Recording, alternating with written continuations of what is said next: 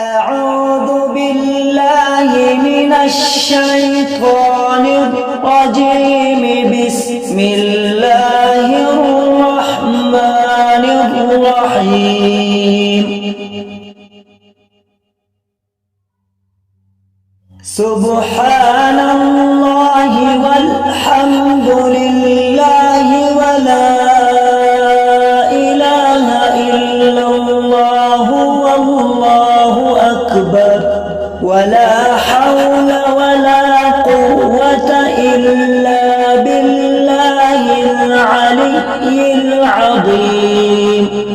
عدد خلقه ورضا نفسه وزنة عرشه ومداد كلماته.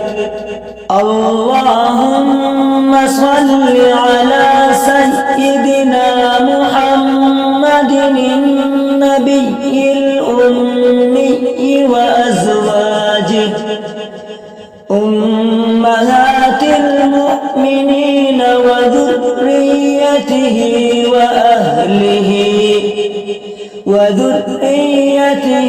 وأهل بيته كما صليت على سيدنا إبراهيم وعلى آل سيدنا إبراهيم وبارك على سيدنا محمد النبي الأمي وأزواجه أمهات المؤمنين وذريته وأهل بيته كما باركت على سيدنا إبراهيم وعلى آل سيدنا إبراهيم في العالمين إنك حميد مجيد.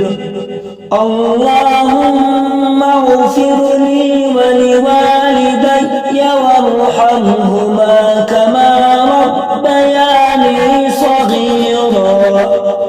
اللهم اغفر لجميع المؤمنين والمؤمنات والمسلمين والمسلمات الأحياء منهم والأموات إنك سميع قريب مجيب الدعوات برحمتك يا أرحم الراحمين.